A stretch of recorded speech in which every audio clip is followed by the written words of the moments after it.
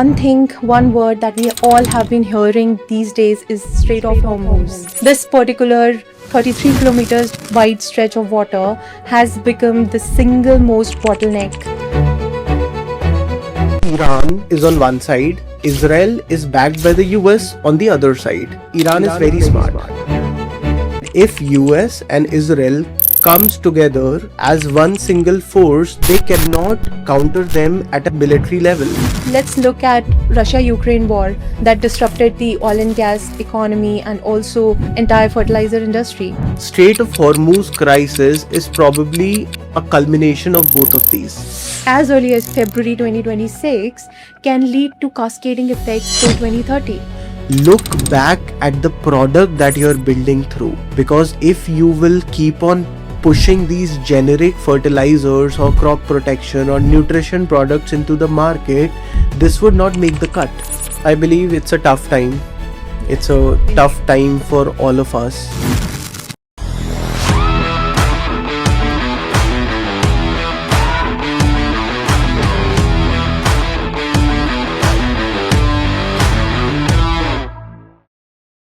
Hi everyone, and welcome to Decode by Ken Research, a podcast series where we decode market shifts, trends, and how businesses are shaping up in today's times. In today's episode, we are going to decode the ongoing situation in the Middle East and its impact on the fertilizer industry and food security at large. Joining us today is Mr. Akash Singh, who is an engagement lead in the agri inputs and crop nutrition and crop protection industry, wherein he has helped clients across the globe.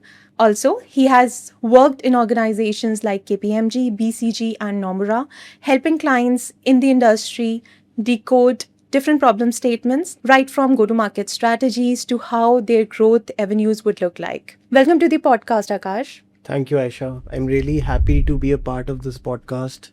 Our teams have been tracking these markets since a while now. Since February of 2026, it has been a fiasco for all of us. We have been looking at the trades, how the cargo is moving, how the shipments are looking like, how my clients are suffering from the changing value chains and the changing landscape across the Middle East, which has impacted the larger Asia and Southeast Asian countries. I would love to have this discussion with you. So let's begin, Aisha. Sure, Akash. In fact, I know that past several weeks, you and your team tracking the entire situation very closely. You have been looking at different aspects of it. And out of all the analysis that have gone into it, you have created a point of view document along with your team, Right. which lays down certain milestone developments to certain discoveries that are very important for our businesses to make today. So, Akash, one word that we all have been hearing these days is Strait of Hormuz. Yeah. Everyone has been discussing it. This particular 33 kilometers wide stretch of water has become the single most bottleneck, more crucial than any of the geographic places in the world today. It has become a single most risk factor when it comes to any industry for that matter, right from oil and gas to all the dependent industries. And today we are going to even discuss how it impacts food security. So if you can shed some light on what's happening at the Strait of Hormuz today. So Aisha, Strait of Hormuz is critical. We all know it already. Right. A lot of energy moves from there and majority of it comes back to Asia. But before we dive into the Strait of Hormuz, we need to understand where this conflict began. Historically, what was happening is Iran was developing its nuclear capabilities. Right. That made Israel a little insecure in the region. Once that enrichment reached beyond a point that was enough for electrification purposes, that insecurity increased manifolds. In addition to this, there are some extremist forces and entities that have been operating and they are alleged to be backed by Iran. So that adds to the fuel. That adds fuel to the fire. Now, Iran is on one side, Israel is backed by the US on the other side. Iran is very smart. They understand it. That if US and Israel comes together as one single force, they cannot counter them at a military level. However, Iran understands that it is sitting probably on the reserves of gold right now. And when I say gold, what I mean is oil and gas. They are sitting at the epicenter of every trade that affects almost the entire world. And Iran knows it, that if you will touch me, I will do a blockade in the Strait of Hormuz. And Strait of Hormuz is where the entire cargo moves through. Therefore, Iran used the only bargaining chip it had in this war, and it exploded that war from regional conflict to a global crisis. And that's where Strait of Hormuz comes into the play. In fact, Akash, even if we look at the MOU signed on 17th of June, although it has been signed and it says that Iran will allow safe and free passage of commercial cargo for the next 60 days, even then there has been attack not many hours away from where we're sitting right now. So I think the choke point still remains. Recovery seems to be far, but then let's come back to Hormuz and maybe discuss in detail what it means for the fertilizer industry per se. So before getting into fertilizers, let's try to decode what is Strait of Hormuz. It's a 33-kilometer wide narrow passage between Oman and Iran. 20% of the global shipments of oil, petroleum products that are finished, as well as crude Brent, moves from that Strait of Hormuz, and 80% of which is consumed in Asia. In addition to this, 20% of the liquid natural gas that is being produced globally and consumed globally is being transported from the Strait of Hormuz. You will not believe, International Monetary Funds recently said that 2 to 3% of the GDP of Asia would be affected because of the Strait of Hormuz crisis. Wow, that's a big number. Exactly, that's massive. Asia simply cannot afford it. It's a developing economy. A majority of the economies in Asia, barring China, are developing. They need fuel, they need fossils, they need energy. They cannot rely on solar, wind, or geothermal for that matter. They need to fuel their growth, and oil becomes the centerpiece of it. Therefore, we need to understand this is the reason why Strait of Hormuz becomes very critical. Understood.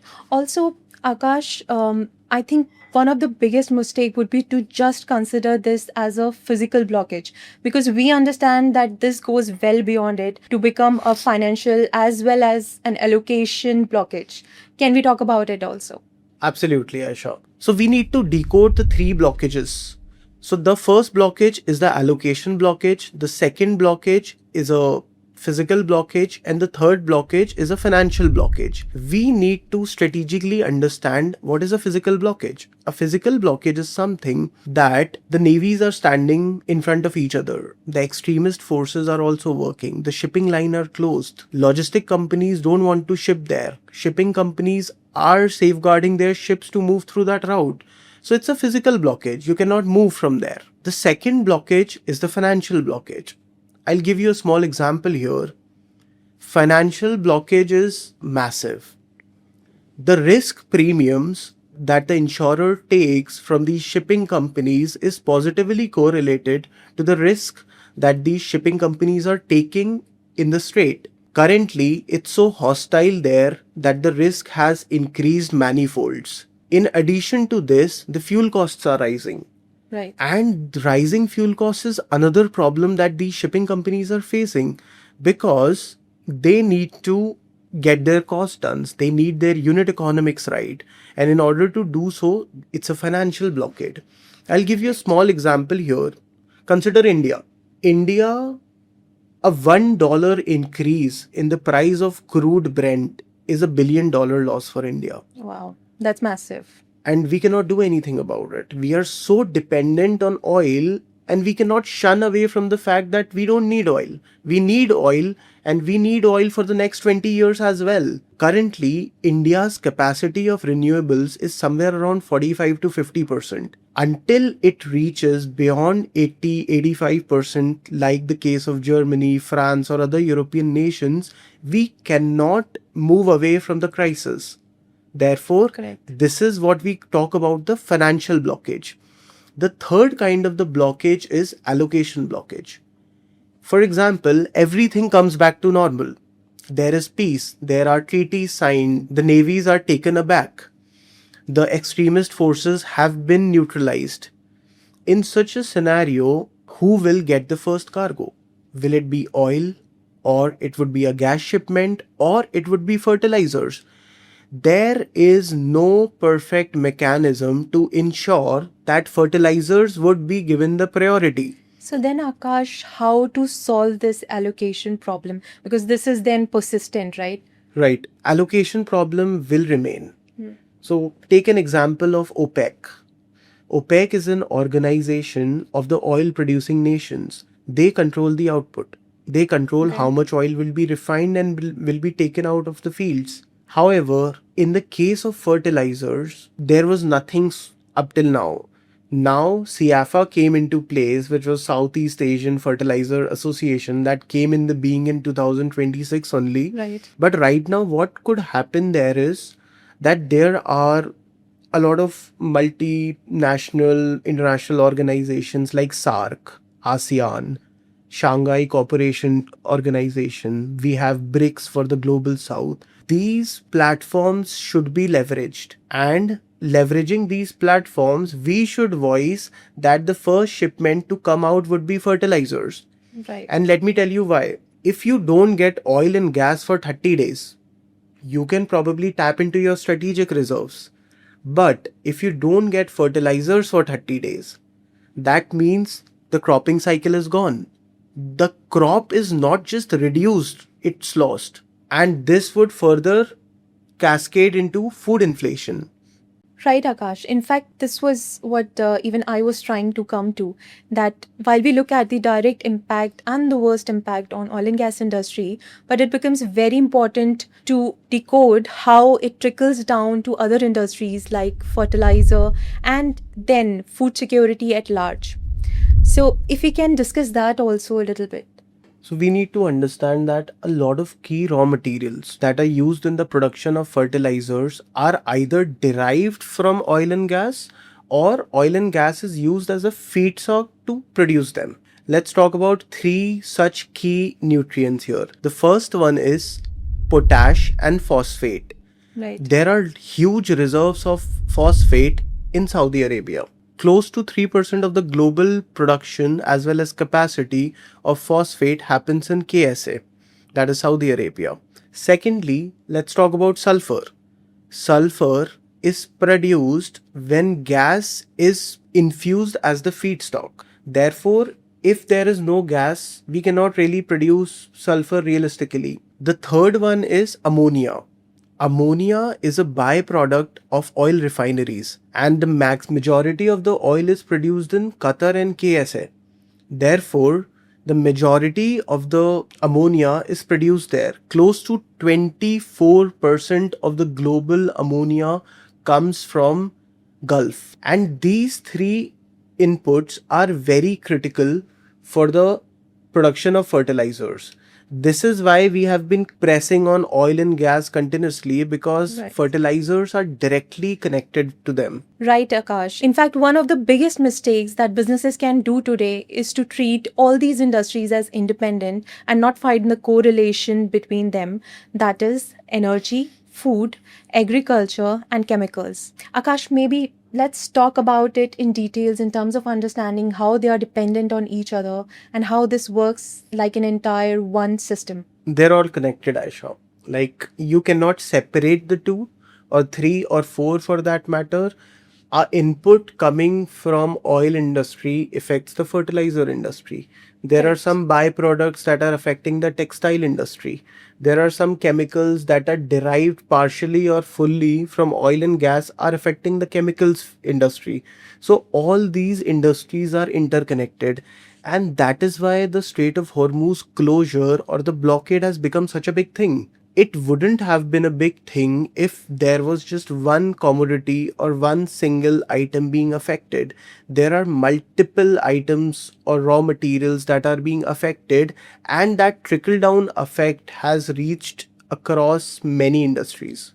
Even before we move forward and discuss the prospects of the ongoing situation, how it would play for different industries, especially fertilizer industry, maybe let's rewind a little bit and try to decode different situations in the recent past that remind us of the situation at present. So for instance, let's look at Russia-Ukraine war that disrupted the oil and gas economy and also entire fertilizer industry. And maybe I would then also want to discuss the Red Sea situation where it has been under attack for a long time.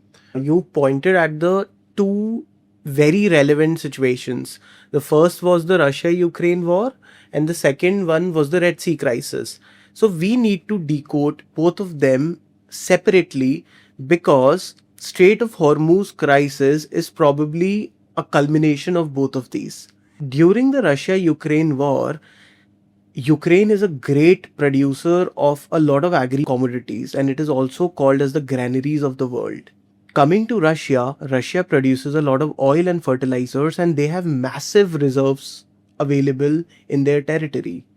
During the Russian invasion to Ukraine, what happened was there were massive international sanctions that came on Russia, that you cannot trade, you cannot get insurances, you will not be trading with these countries, or the other countries will not be trading with you. So this entire effect basically cut the supplies off.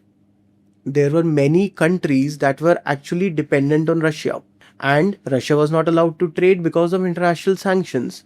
So we need to understand we had the produce of fertilizers, oil and gas sitting in Russia, but we were not able to move it across the world. Therefore, it was a sanctions shock that we saw during Ukraine-Russia Right. war. Absolutely. Secondly, when we talk about Red Sea crisis, so before trying to understand the Red Sea crisis, we need to decode the geography of Red Sea. So Red Sea has two openings. One is the northern opening towards the Suez Canal, where you move towards the US and Europe. The second opening is towards the southern side, where we have Bab el Mandeb. So we need to understand during the Red Sea crisis, Bab el Mandeb side was captured by Houthis. The freight cannot move from there, the cargoes were at standstill, and the vessels were being continuously threatened of attacks. Right. So nothing was moving from there. During the Red Sea crisis, the vessels started moving north from the Suez Canal all together through the Cape of Good Hope. They reached to Asia. So we need to understand that during the Red Sea crisis, it was a different kind of a shock. It was not a supply shock again, it was a logistical shock. That Right. you were used to using a shorter route and you had to leverage the longer route via the Cape of Good Hope. And it added around 3000 to 4000 nautical miles to the ship, as well as 15 to 16 extra days for the shipment to reach the right destination. Therefore, the Red Sea crisis was a logistical crisis. Surely so, Akash.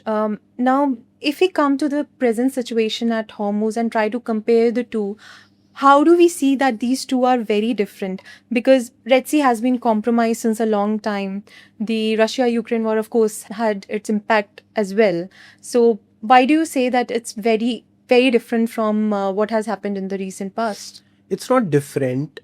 Strait of Hormuz problem is Russia-Ukraine war plus Red Sea crisis coming together. So the problem is we were resilient enough when Russia had sanctions. Right. We were also resilient enough when we had to use the other route for shipments. However, Correct. during the case of Strait of Hormuz, it became a dual problem for us. And that double whammy became such a big global problem right now. That's why we are having this discussion today. We have been discussing these three situations in parallel. In case of Red Sea or in case of Russia-Ukraine, do you think that there are some learnings that exporters and importers can apply even in this situation? There are massive learnings, Aisha. Firstly, during the Red Sea crisis, we were able to identify a new route. Earlier, we were not leveraging that route. That route was costly. It take a longer duration of time. The nautical miles were extra. Therefore, the fuel costs were high, the insurance was high, the logistics, freight, everything was on the higher side. But Red Sea taught us that if you cannot use the Bab el Mandeb route, either which ways you have to get the shipment out. And in order to get that shipment out, you need to pay that extra money. Right. Therefore, Red Sea learning was massive for us that the importers as well as the producers explored that other route. So that was one of the Right. learnings we could have from this. Also, maybe if we summarize it for our viewers, what we are essentially saying is the difference between the recent situation in the Middle East versus what happened in Russia Ukraine war situation or Red Sea is that the earlier events were more of a logistics issue. However, today it's more of a supply crisis. Absolutely, Aisha. That's the right conclusion of the both these crises in the light of Strait of Hormuz. So, Akash, maybe let's move on to discussing how the price movement has been, because price movements have been very closely following the entire conflict timeline. And we see that there are layers to it. Maybe if we can peel off those layers for our viewers and decode for them what it means for different entities in the ecosystem. There are many layers to price. The first layer is the freight and fuel. The longer the route is, the higher would be the fuel cost, and thus the freight would be massive. The second layer is power and energy. Since the fuel costs have been rising and the routes have also been disrupted, therefore additional fuel adds a layer of cost. The third could be producers. Producers themselves are also facing problems. They are not able to produce optimally, and if they're able to produce optimally as well, they are facing problems as working capital cycles. Because, for example, take an example of an Indian producer, say Chambal Fertilizer. It's a massive company in India that produces fertilizers.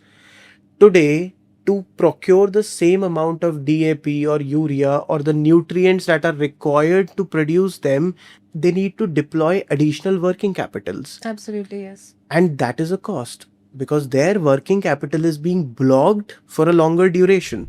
Thirdly, importers are also facing problems. Earlier, importers had their suppliers set in. However, currently the existing suppliers are no more supplying, and now the importers have to look for alternatives, and alternatives are expensive. If you get your fertilizers from Russia, or for that matter, you get it from Canada, it's expensive, and the grade is also a problem. You may not get the right grade of the fertilizer so that you could probably process it. Lastly, farmers. So we need to understand the farmers, the price rise that is happening with the farmers in line with the producers. So take example of India. In India, the farmers get subsidies in form of direct benefit transfer from the government. So when a farmer gets to a distribution shop of the government and they want to buy some fertilizers, they get a direct subsidy. But when is that subsidy transferred to the producer? That's a big question. Earlier, I just mentioned about the working capital blockage that these producers are facing. It's because the producer is buying the inputs at the spot market price. Correct. And whatever that price is, he has to buy it. There are no alternatives left to him. So he is putting in more working capital in order to maintain his output because that output would be later purchased by farmers. His working capital is blocked. Then when the farmer buys those fertilizers from the government, then the government transfers that subsidy back to the producer. Now the problem is that it might take some time and working capital is limited. The companies like Chambal Fertilizers, UPL, Coromandel, IFCO, Cribco, they were not ready. They were not ready to absorb what just happened. Therefore, they never planned their working capitals like that. And when the farmers, so this was the condition and situation in India where there are subsidies. However, when we talk about other countries where the subsidies are not present or are limited in nature, farmers are passing on that price. Earlier, they wanted to buy, for example, hypothetically speaking, if they wanted to buy 1 or probably 5 kgs of DAP or urea for a 1 hectare of acreage, that costed them say 100 rupees. Today, that same cost has increased to 200 or 250 rupees. That's Now, a huge jump. exactly. Who will pay that price? The farmer will not bear it because farmers are already in a bad situation. That cost would be borne by us. Our plates would become expensive. Our consumption would become more expensive. And that is why Strait of Hormuz is not just a oil and gas crisis. It's a crisis that has reached our very plates. That's right, Akash. So, in that sense, essentially what we are saying is if we track the entire value chain right from the point of production to exporters, logistics, traders, to importers, and finally to farmers, and even beyond that, if we track it to the angle of food security or the consumers, the final consumers of what is produced, every single entity has a different impact emanating from one single event. Absolutely. Like, I cannot agree with that more. Now let's move on and decode the most affected regions and countries one by one in order to understand how this particular crisis has impacted different countries and different regions. In your POV, Akash, you have mentioned that, for instance, if we talk about 2025 in particular, India imported around $12.5 billion worth of agri inputs, followed by Indonesia at around 2.2 billion USD, and then maybe Malaysia at another 1.3 billion USD. Now, these nations, it's very important to decode how they are tracking the situation and tackling the entire problem statement. Maybe let's start from India, where we have the highest population in the world. And for India, it is not just a trade or a logistics problem, but can very quickly translate into a subsidy problem as well. India has a 140 crore population. So apparently there are 140 crore mouths that we have to feed. And fertilizers become a very important part of this entire value chain. In India, the government heavily subsidizes farmers because close to 60% of the Indian population is agrarian and they're engaged in one or another form of agriculture. Therefore, subsidies are the natural course. But what's happening right now is that because of the price inflation, fuel cost, gas cost, ammonia is expensive, sulfur is expensive, phosphate is expensive, potash is not coming through, we don't have alternate routes other than Hormuz. This situation has escalated so much that how long will India actually absorb it? Because farmers are being subsidized, government is not letting that inflation reach our plates. However, the government is absorbing that. This can be a major fiscal burden for the government of India if we don't diversify our suppliers. Right. And the countries where we are importing from, we will get into a vicious cycle that we cannot pass on that inflation to the end customer, but we will absorb whatever will come through in form of inflation. So that's the situation that India is in right now. Exactly. I think it will be very interesting to see how governments, very proactive governments like the Indian government, would act accordingly in terms of these very uncertain times. But then, Akash, I think you mentioned previously some of the producers in India as well, whether it is Kripco, Coromandel, UPL, etc. Let's try to decode what is happening there when we look at it, when we come down from the level of macroeconomics to businesses, how they are working, what's changing there, if we can shed some light to that as well. These companies are massive suppliers of fertilizers in India. But the problem that they are facing right now is that their working capitals are choked. They cannot do anything about it because they were relying on a particular set of suppliers sitting in some specific geographies to get their imports, to get their supplies. However, since those supplies are cut, they have to start looking out for many other suppliers. Earlier, they were probably just looking at Gulf. Now, they are looking at Morocco, they are looking at Egypt, they are looking at Canada, they are looking at Brunei, Indonesia in order to get their vital supplies. That is the situation that they are fighting. It's a very basic, common business understanding that once you start rebuilding your supply chains, it takes time for the supply chain to get efficient. Currently, they are procuring, they are making sure that the supplies are coming in. However, they also need to make sure that the supplies that are coming in, are they at the right price? Is it the right grade? Or are they getting it on time? Is the freight and logistics in place? So these are the kind of challenges that the current companies in India are facing. And because of these challenges, the working capitals are choked. And like I mentioned earlier, because they will be getting the subsidies later on when the farmer will actually buy those fertilizers. Therefore, for that particular duration, these companies are not ready. In fact, in such crisis situations, fragmented buyers often increase the panic in terms of rushing to crack the deals, get the right prices, and in such a situation, end up causing even higher prices and panic spreads. So, in that case, do you see something similar happening in India as well? Yeah, that's absolutely what's happening right now. They're trying to diversify. They're just trying to get what they want right now. And that go getting attitude at times leads to poor decision making. But I wouldn't say that is poor decision making.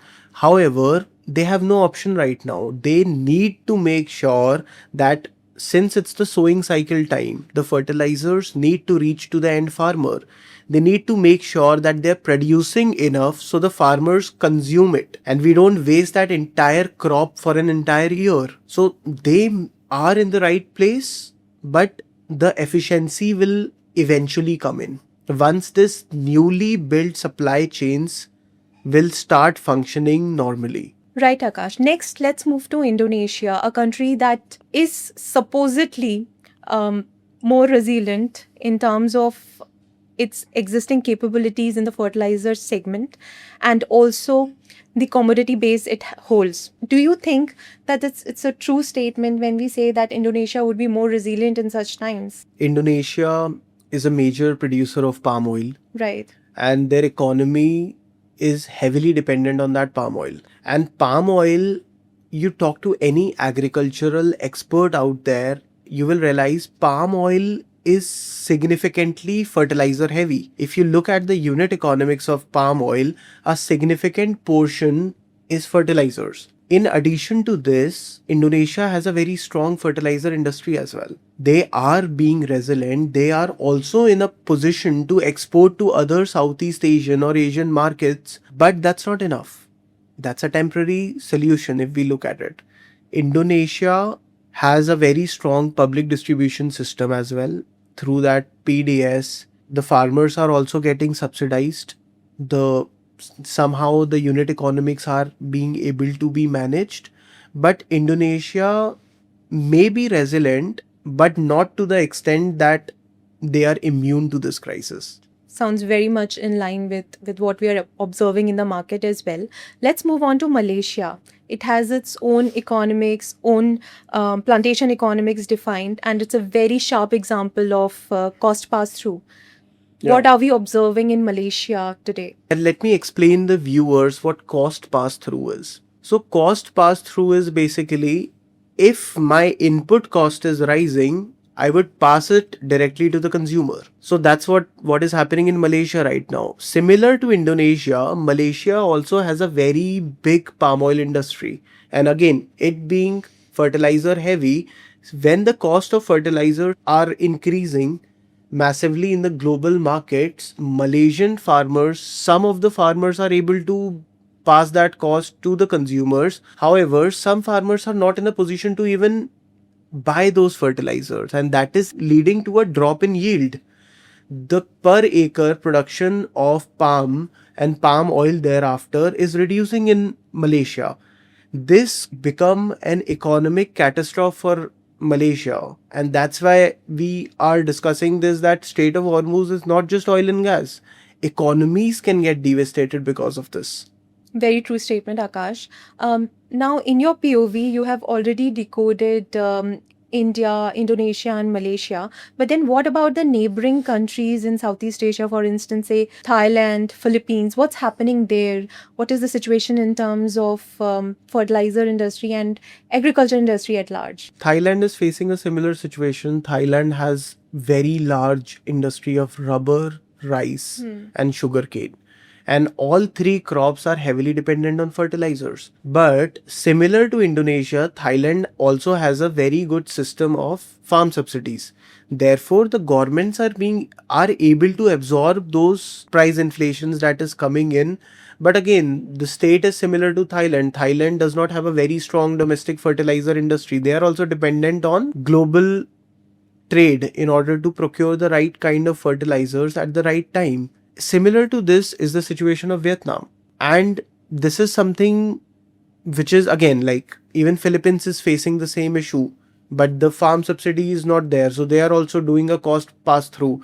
Philippines has a large rice industry, which is Right. politically and economically very significant for Philippines, but they cannot do anything about it. The fertilizer prices are rising and the farmers are suffering. And then when the farmers are suffering, the overall food security is being threatened. So this is a cascading effect that is happening, and that is visible across Southeast Asia and India. One thing that comes to my mind might be an interesting angle to cover is the case of Singapore. What's happening there? So, Singapore is a transshipment hub, right from electronics, consumer products, everything that is being traded in Southeast Asia, either it's through Strait of Malacca or somewhere else, it always gets through Singapore. So, Singapore is a logistics, shipping, and warehousing hub. And when there will be no shipping activity or it would be too risky or dangerous, Singapore is going to suffer.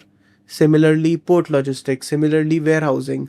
So, Singapore is a fully import dependent country. Singapore is probably the size of Delhi.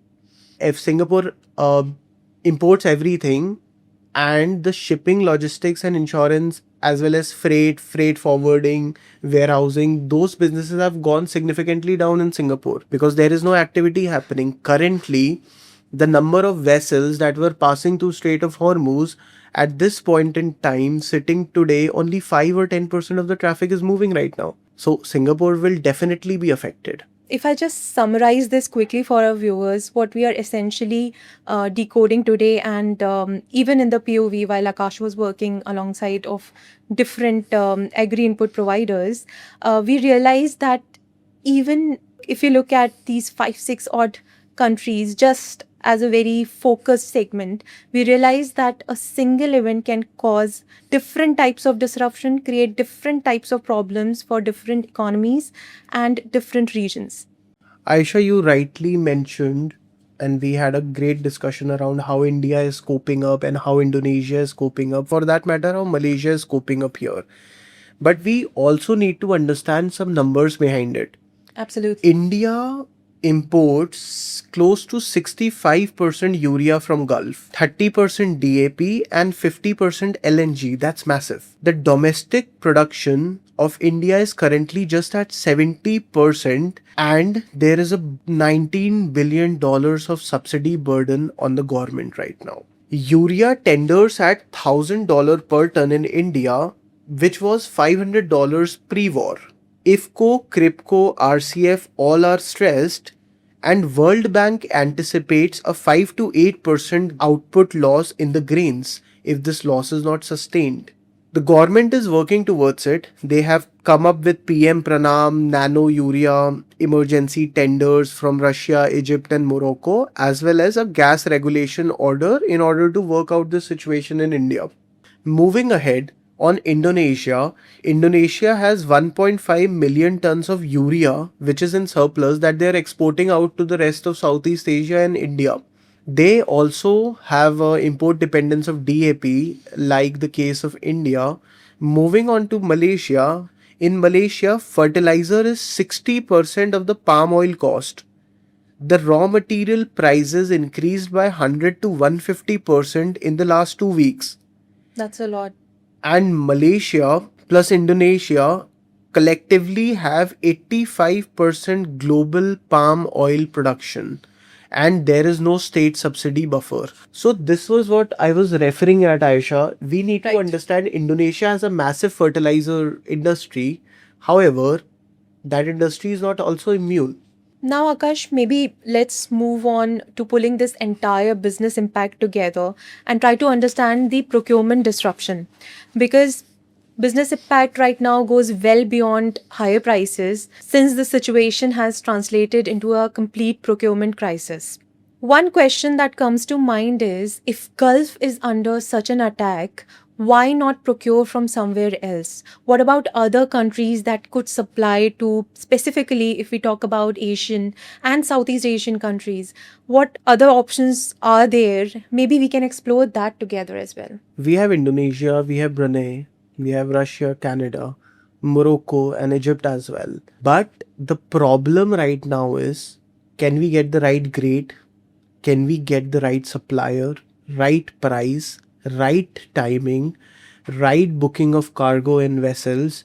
Can we get all these things right? That's the question we need to ask from the procurement teams of these leading fertilizer companies. Because Canada may be a great supplier.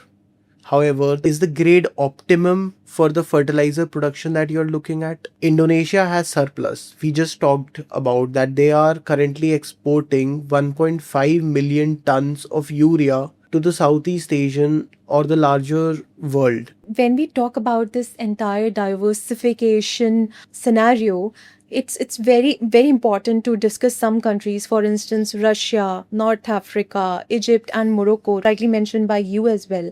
So then, Correct. can we discuss what type of substitutes do they provide? Are they just temporary bridges, or are they a permanent solution? To summarize you here, they are temporary solutions. You cannot heal a gunshot wound with a bandage. This situation is very similar to this. Russia is a producer of fertilizers. Russia has a lot of reserves of oil and gas as well. But the problem right now is Russia is also stuck with sanctions. There are some countries or some organizations or some larger platforms that don't want you to trade with Russia. Will you be Correct. able to trade with them? And I think Russia can absorb some part of the shock, like you mentioned. It's a temporary fix. Right. I think especially in terms of nitrogen and potash, there is a lot of capability that Russia has. But then again, it's a country with a lot of sanctions. Exactly. So that's the problem that we cannot trade with them. They, for example, currently India also had some emergency procurement tenders that they floated out to Russia. But it was categorically mentioned that since it's an emergency situation, we would be procuring from Russia. But Correct. Russia will not be the long term solution because right now we are looking at long term solutions. We are not looking at these temporary fixes. Talk about Morocco. Morocco controls 60% of the global phosphate reserves. That's a big number to say. Exactly. And that is controlled by the state owned company, and there is just one company that controls it. Now, if we want to trade with Morocco, we are again getting dependent on one supplier. Right. And if that one supplier becomes or renders unavailable in the future, again in the same crisis like which we are right now in the case of Hormuz. Right. So that's the problem with Morocco. So essentially, as of today, there is no option other than procuring from Gulf, because what we understand is any substitute itself, first of all, is dependent on Gulf Right. in order to create the agri inputs that are required in most of the geographies. Secondly, what we understand is even if we procure from some other geographies, it's a quick fix and a very temporary fix. Exactly. Like in addition to this, why are we missing out on the feedstock? Right. The feedstock is still oil and gas. If we are Correct. not getting the right amount of oil and gas, like 20% of the gas, 20% of the petroleum products are coming towards Asia from the Strait of Hormuz. And 80% of that is consumed by Asia. And these products are also used as feedstock in production of sulfur, ammonia. How will we be able to match that? So essentially, what we are saying is even the substitutes are entangled with what comes out of Gulf. Exactly. Okay. One very interesting country comes to mind, which is China.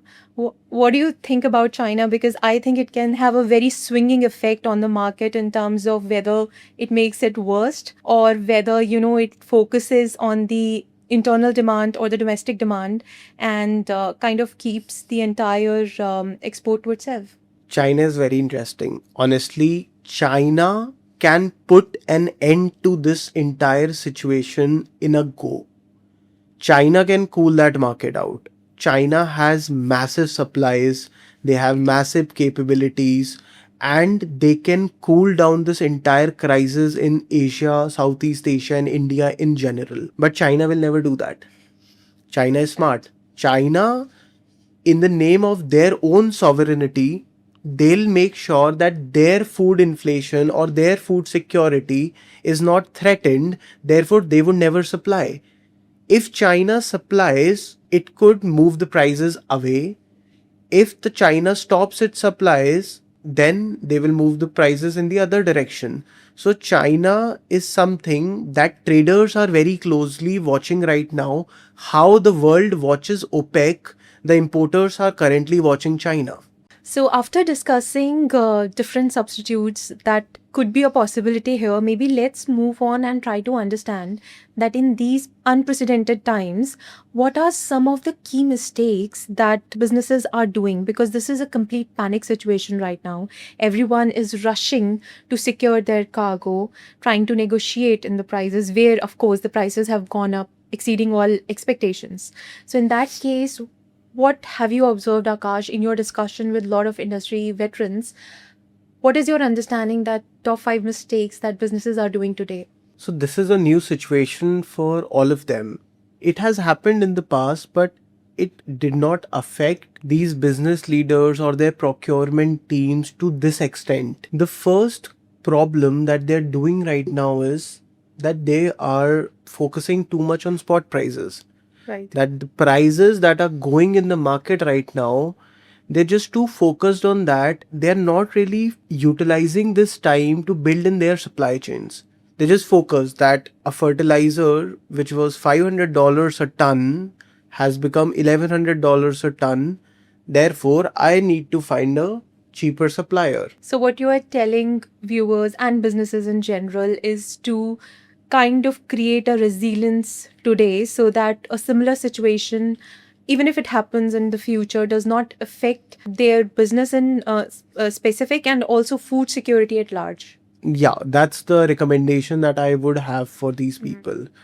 In a recent discussion with UPL, I identified that they're also trying to look, they're over indexing on some suppliers, Right. some countries, some sources, some importers, and that's a very wrong approach. If you are operating at that kind of a scale, you need to make sure that you don't put all your eggs in one basket. You need to diversify geographies, suppliers, as well as the kind of fertilizers or the inputs that you are procuring, because I'll tell you why. Today you can procure from Russia, but tomorrow maybe you cannot. Today you can procure from Morocco, Egypt, or Canada, but you don't know whether you can procure from them tomorrow or not. In order to create those resilient supply chain, like you mentioned, we need to start diversifying. Thirdly, they are trying to procure all of it at once.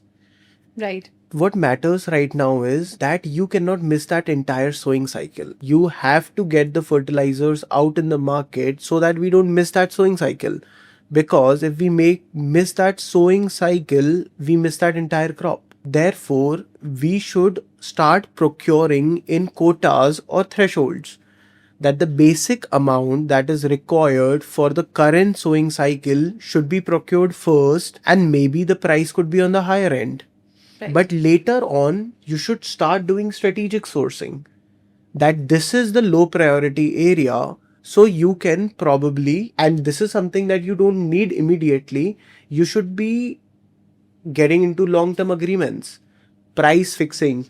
You should get and reach out to the suppliers in that manner. But if you need that supply immediately, and that can have a cascading effect in the economy as a whole, Right. you may pay a higher price. So this strategic sourcing, where you will be counterbalancing the risk, reward, and returns, you need to start thinking strategically.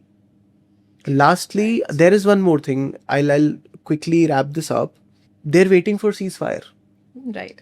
And that's funny. Like, ceasefire just means that we'll stop firing. We just cease to fire. But ceasefire does not really mean that the hostility is ending. The seas are currently hostile, the navies are at a standstill, the extremist forces are operating, there is a threat of drone attacks, missiles, and whatnot to the shipping companies. Exactly, Akash. In fact, very rightly said that when we even talk about ceasefire, even if it arrives soon, and hopefully so, we still don't see the effects going away. We are sitting on 26th of June, and an MOU has been signed on 17th of June, wherein all these standstills were to move away and the ceasefire should have persisted in completeness. However, just yesterday, that's 25th of June, there was an attack wherein IMO, International Maritime Organization, had to cease its rescue operations, wherein they are trying to rescue 11,000 plus seafarers from the ocean. So, in that sense, Akash, we understand, and I think we have discussed this internally as well, wherein you were mentioning that probably the recovery takes so much time that a single event as early as February 2026 can lead to cascading effects till 2030. Exactly, that's true. That's very true. Like, we cannot, at this point in time, we can just do some damage control around it. Right. We cannot just focus on the right procurement, the right port, the right freight, the right cargo, or the right raw material, or the right grade of fertilizer. We need to work on everything all together so that we become resilient. We don't know whether the Hormuz situation would reoccur 2 years down the line, but we need to make sure that our clients are resilient, because working with so many agrochemical, crop nutrition, and crop protection companies in the past had made me realize that these inputs are very important for them. It Agreed. decides their future, it decides the future of India. Therefore, it's very important that they become resilient today, they optimize their supply chain dynamics, Right. so that they can absorb such shocks in the future. Just coming back to Hormuz for a second, in terms of understanding its importance further, around 30% of the fertilizer trade goes through it, which translates roughly to 205 million tons of fertilizer a year. And that's a massive number to fathom. This is not just a statistics, and not just a mere logistics issue highlighted here. Rather, it is something that translates into problems for food security.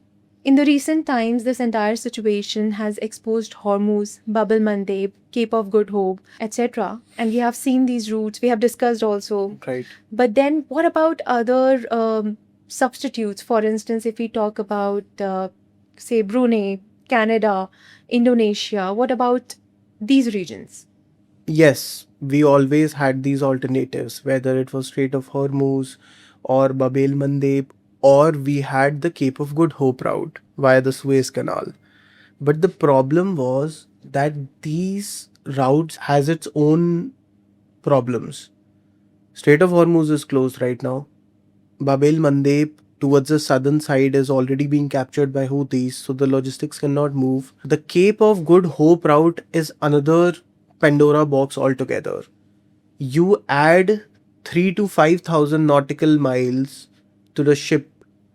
In addition to this, you add another 13 to 15 day lead time on the cargo. That's why these are not practical solutions. But if we talk about Canada, Brunei, or Indonesia, they are temporary fixes. Like, just had a discussion earlier around this, that you will not put a band-aid on a gunshot wound. And making Indonesia, Brunei, or Canada as your suppliers is similar to doing that. They can absorb the pain, they can absorb this crisis to a certain extent if their domestic needs are fulfilled for a very short period of time. However, if you try to again hyper focus on them, then that's a problem again.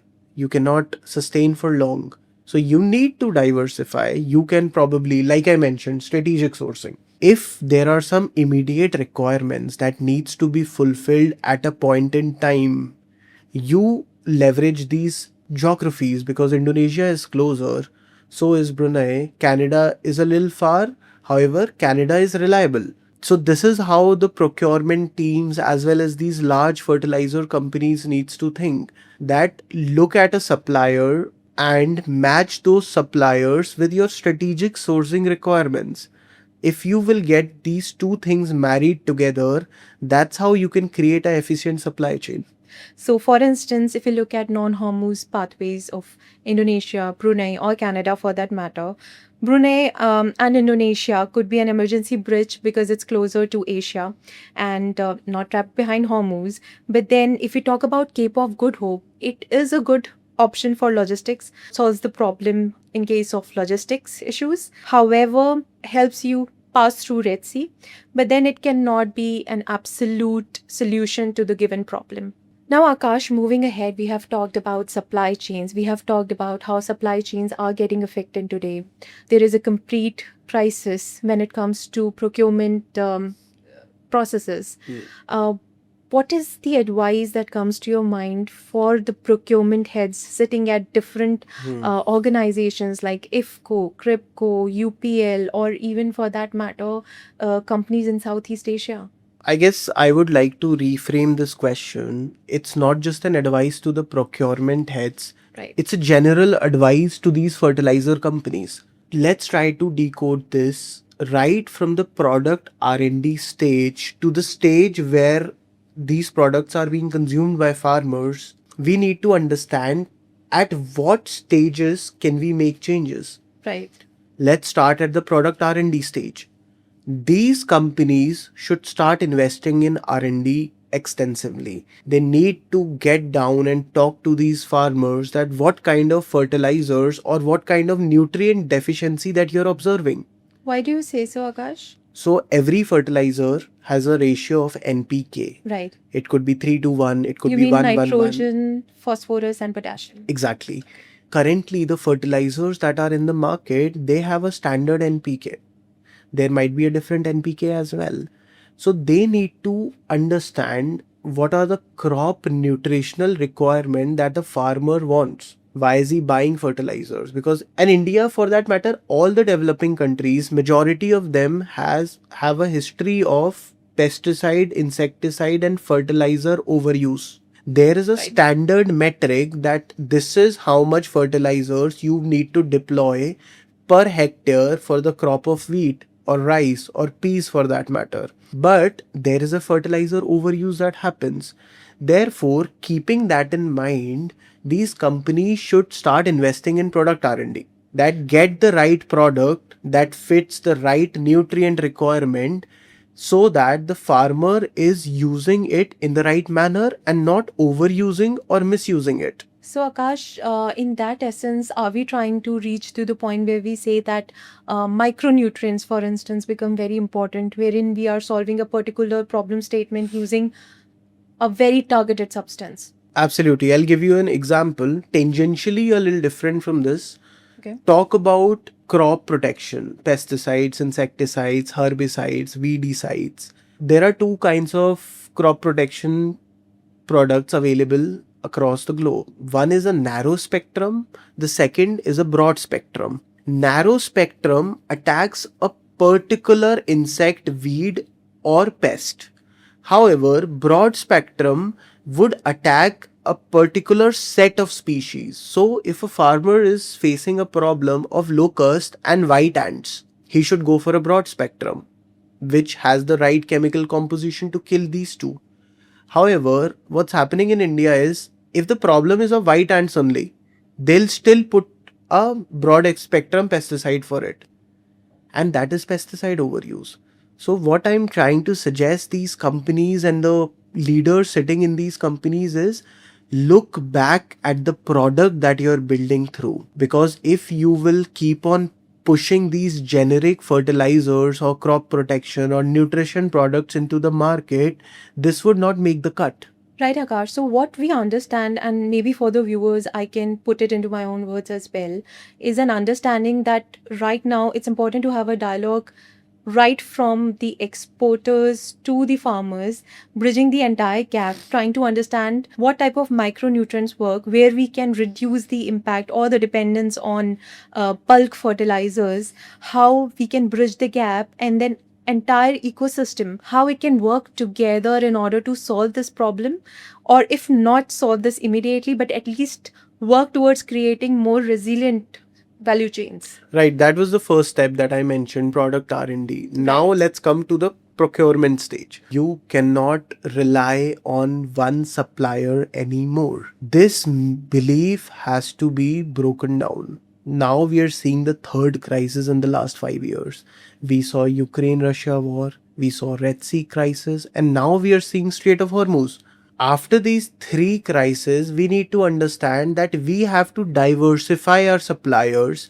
We need to renegotiate and rebuild our contracts. We should look at strategic sourcing requirements, and we need to pre book these shipping lines. Right. Because ports have their capacities. Ships are not available all the time. Like I was mentioning about how to diversify your risk, where to focus and what to avoid. That is very important piece of advice for the procurement heads who are sitting in these fertilizer giants in the entire Southeast Asia. There are some ports, Saudi Red Sea route, where the Saudi capacity is at 30%, East-West pipeline sits at 5 million tons per year.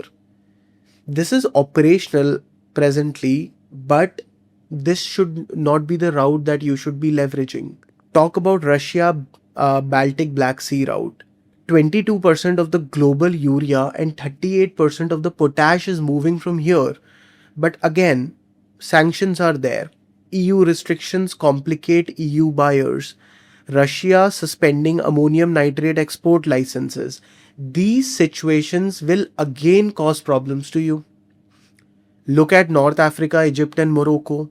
38 million tons per year of phosphate and 28% of Egypt urea surge.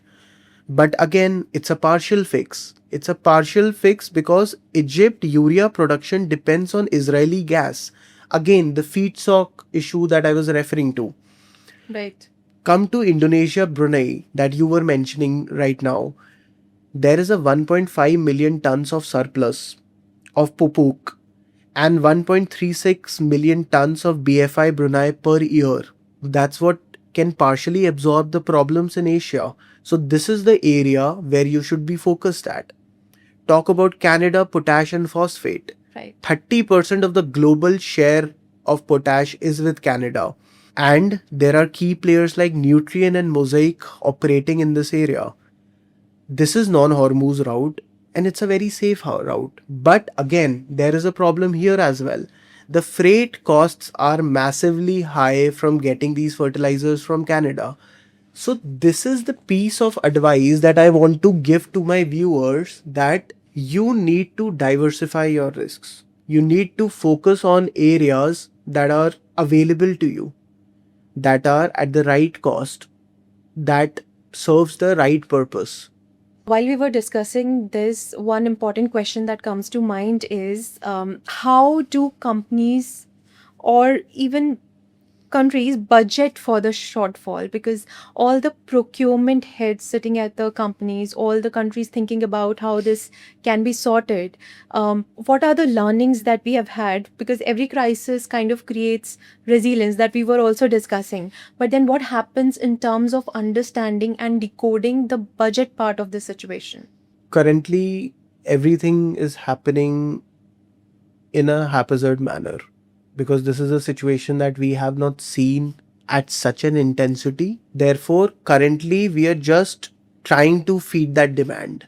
The Right. demand is being generated from the farmers. We are just putting that demand and focusing on that and trying to procure the same. But this is not how the budget should really look like. You should have that minimum amount of demand or minimum amount of supply that you cannot fall below that threshold. There has to be a dotted line, and your inventory, when they're falling below that, that's the point where you need to replenish. Right. So that that dotted line shifts upwards on the vertical axis. So this is how procurement should happen, and this is how budgeting should happen around it. So essentially, Akash, what you are suggesting is that businesses should also budget for something that might not arrive. Correct. So that's what you mean when you say budget for the shortfall.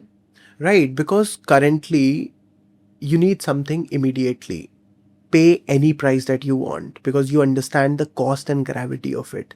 So, Akash, as we talk about the entire procurement process, and you were just giving advice to procurement heads across different countries and different companies, one thing that becomes imperative is to also discuss how do companies budget in these unprecedented situations. Because right now, what I heard from you is that companies should focus on budgeting for the shortfall. What do we mean here? Because right now, a lot of resilience is required. Currently, it's a situation of a kind for these companies as well. They were not ready. They have seen such crises in the past, but the gravity of the crisis has been limited.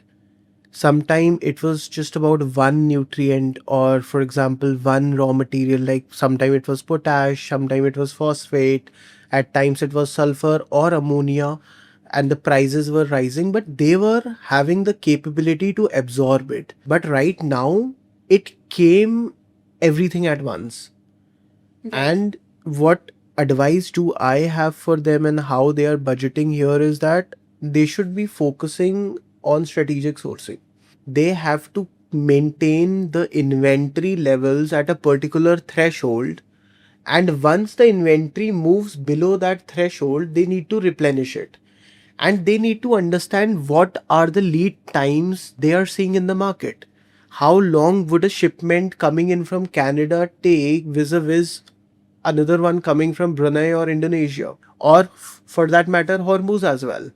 So they need to factor all these things together, and in the age of AI, they can actually do so. They can actually look at these multiple data points, shipment datas all together to create a resilient supply chain strategy.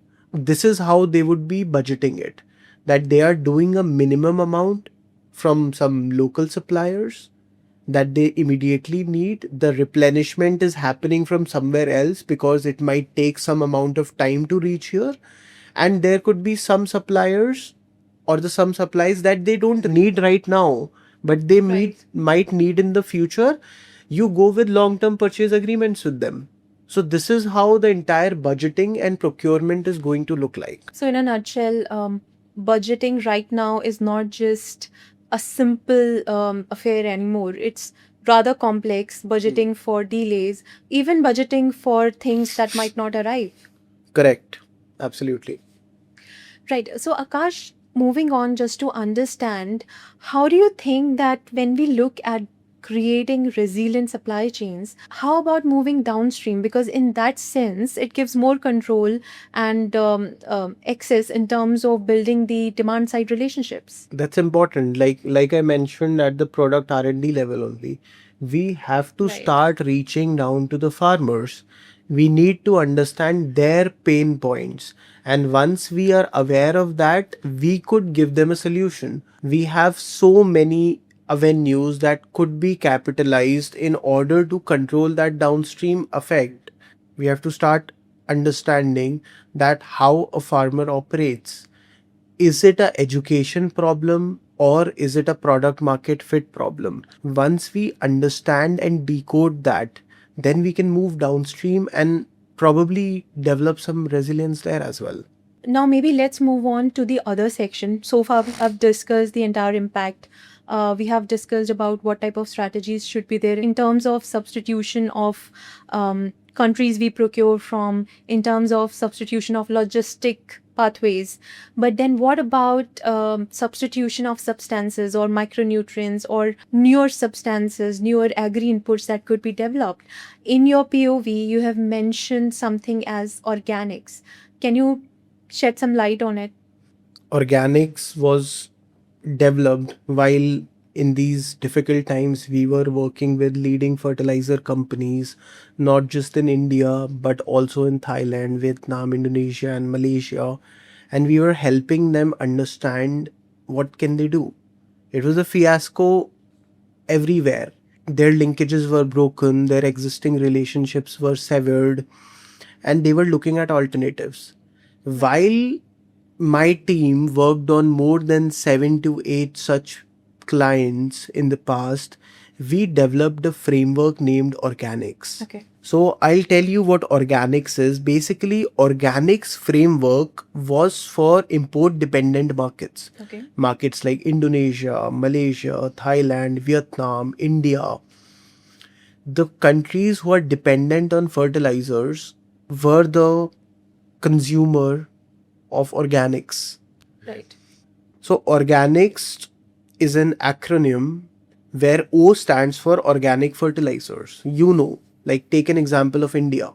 Right. India has a huge livestock population right now.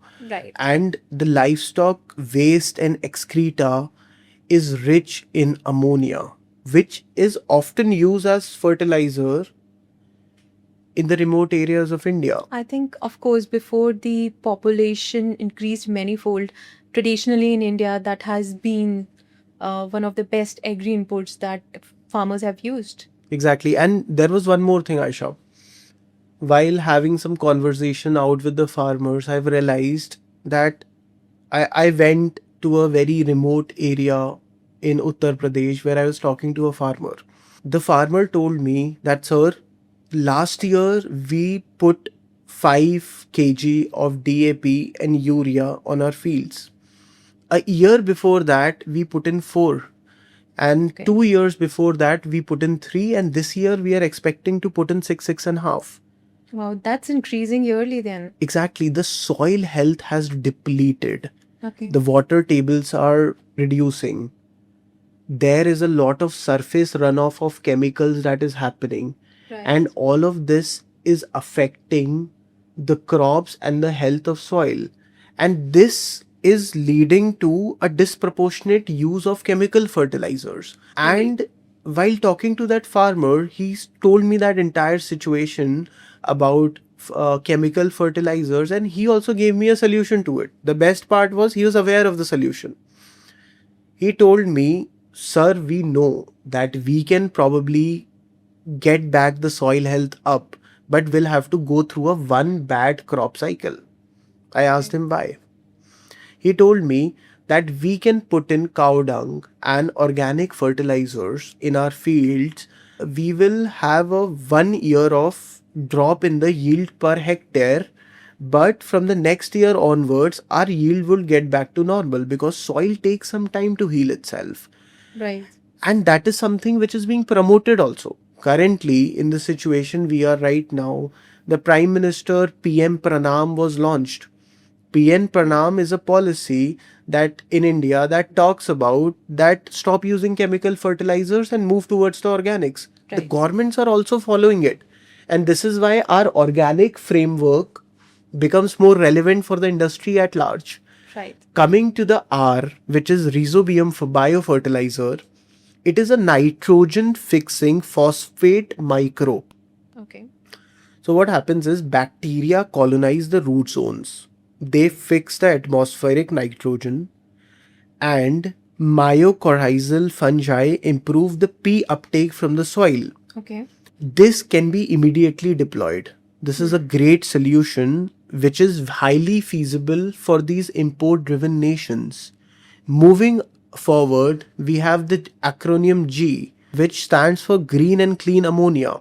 Like we mentioned earlier, ammonia needs a feedstock of gas in order to be produced.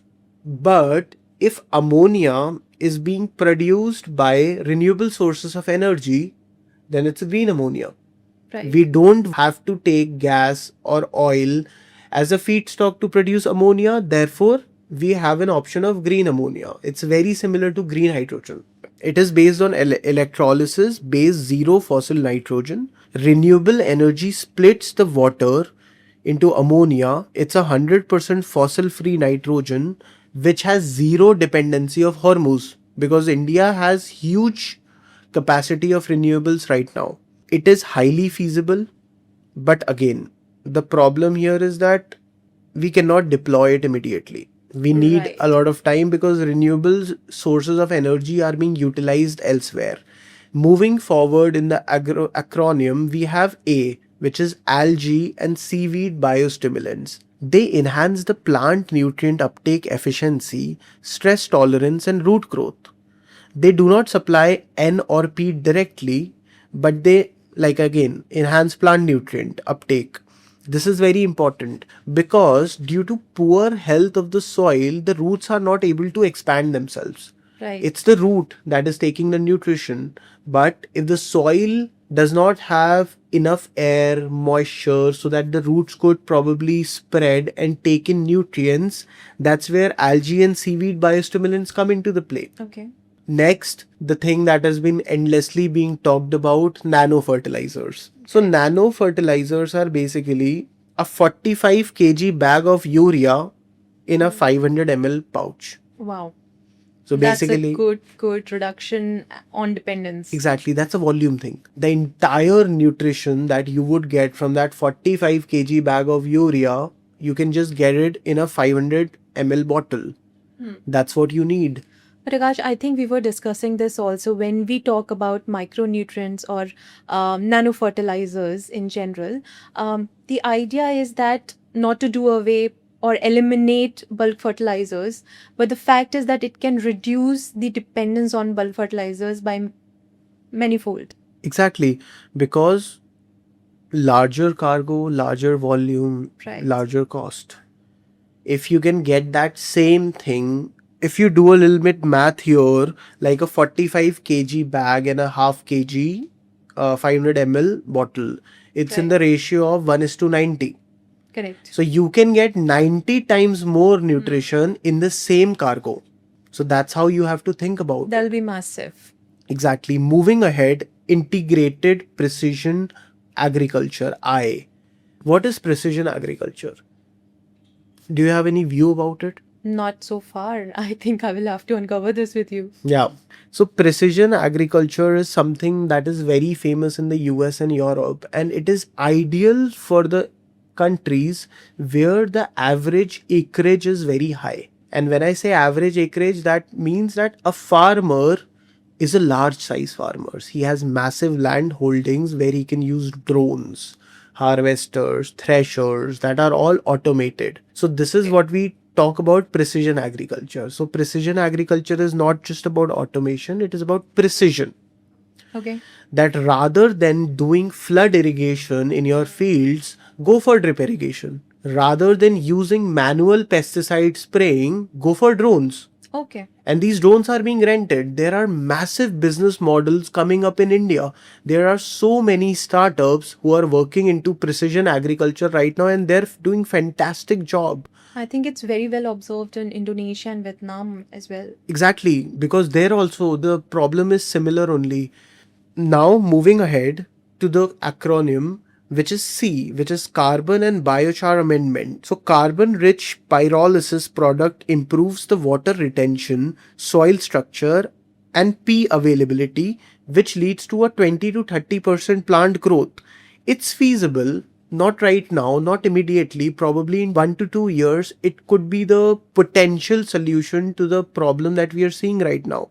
In the acronym organics, the last part is S, which is true white and P recovery. Phosphorus recovered from municipal and agriculture wastewater as true white is used, which reduces our dependency on DAP. DAP is massively imported in India. I guess the numbers were somewhere around 60%. Yes, that's correct. It's around 60%. Right. 60% of the DAP is being imported in India, and Struvite and P recovery can fix this. And when we talk about municipal and agriculture wastewater, it's huge in India. In India, for that matter, any country, this is huge. This is a very big opportunity that needs to be capitalized. And if we are not capitalizing it right now, then we may face the similar trouble 3 or 4 years down the line when the Strait of Hormuz repeats itself in a different fashion. And therefore, our organics framework, this is something that has been created after working on 5 to 6 mandates across Southeast Asia with leading fertilizer companies. And this is why we can say with a broad conviction that if we can follow organics, this would be the future of the fertilizer industry globally. Thank you for that walkthrough of the organics framework, Akash. So, essentially, for the viewers, what Akash is trying to present here is an idea that how different substances, different agri inputs and agri nutrients could act as a shield in terms of such situations going ahead as well. It might not be an immediate replacement in some of the recent situations. In some cases, some of these nutrients might come in handy going forward in the future. So we need to understand that these companies are heavily dependent on the imports. Right. And currently, they're not diversifying because they have not experienced the catastrophe Correct. earlier. It's the first time this catastrophe is coming to them all together at once. So it's essential for these companies, the players, the producers, importers to now look at organics Right. as a whole. Some of them are feasible immediately, Correct. some of them are not. But the point is that you should start somewhere. At least 5 to 10% of the shock could be captured through. That's also great. Because we have discussed the entire situation, we have discussed the disruption impacts, we have also discussed how leaders of today should think about, not just from a point of view of a simple procurement, but rather think about how war rooms operate, because that's exactly how the situation today is. Can we now discuss that, let's say 2-3 years down the line, the situation has faded, we are back to normal. What does 2028, 2029 look like? There are so many areas that these companies could potentially work into. But I believe there are some winning notes to the final recipe. The first being that diversify your suppliers. Right from Strait of Hormuz, go to Canada, go to Morocco, Egypt, Russia, Indonesia, Brunei, but make sure that you have an arsenal of suppliers ready to supply you. What about these choke points, Akash, that we have discussed? Hormuz, Bab el Mandeb, Cape of Good Hope. Are these going away 2028, 2029? Because we just pointed out that maybe recovery is far off. The repercussions are profound and it will take time for things to settle down. And it might arrive, say, 2030 or so. So, in terms of that timeline, what are we looking at? I believe, like, currently also there is a ceasefire that has already been in place. But despite the ceasefire, the current shipments or the carriers that are coming through are 5 to 10% of the traffic that was before this entire conflict started. So I believe this will take a lot of time. Therefore, once we are diversifying our suppliers, we are also diversifying routes and geographies. We can probably start exploring Cape of Good Hope route. Right. I know it is costly. It is probably 14 to 15 days increase in the lead time with additional 3.5 to 4,000 nautical miles. But I believe that is how diversification happens. At least you will have those supplier relationships built in that once you have people to fall back on, you can really fall back on. Right. Because currently, after Strait of Hormuz, they simply had nothing to fall back for. They are taking in any raw material at any price, and there is no price discovery that is happening also. Right. And I would also like to mention SIAFA here again, which is the Southeast Asia Fertilizers Association that came into being very recently. SIAFA is helping these people. It's helping them share market intelligence. It is helping them to share what is happening, from where to take what are the prices going on. They are helping each other in the price discovery, procurement, and the market intelligence around fertilizers. So that's a good initiative. So this would also act as a recipe for success for these companies. So, for all the business leaders, I think it's imperative to understand that success lies, or resilience at least, lies in the fact that we try to cushion the effects of this catastrophe in different facets of how they operate today, right from where to procure from, where the logistics should be routed, and then in understanding from the demand side as well, in terms of what could work when we talk about micronutrient and its applicability in different situations across different crops, across different geographies. As we move towards the conclusion, when we talk about how business leaders are operating today in this crisis, what should change. We have also touched upon that. What is one key takeaway that has come out of your different discussions that you've had in the industry? So we have also had some industry discussions with the governments, Right. various public departments who are actually looking at the procurement, the subsidy part of it. So I believe the government should not stop or eliminate subsidies, but again, they should start creating reserves, Okay. because this time they were able to absorb the entire pain that was going on.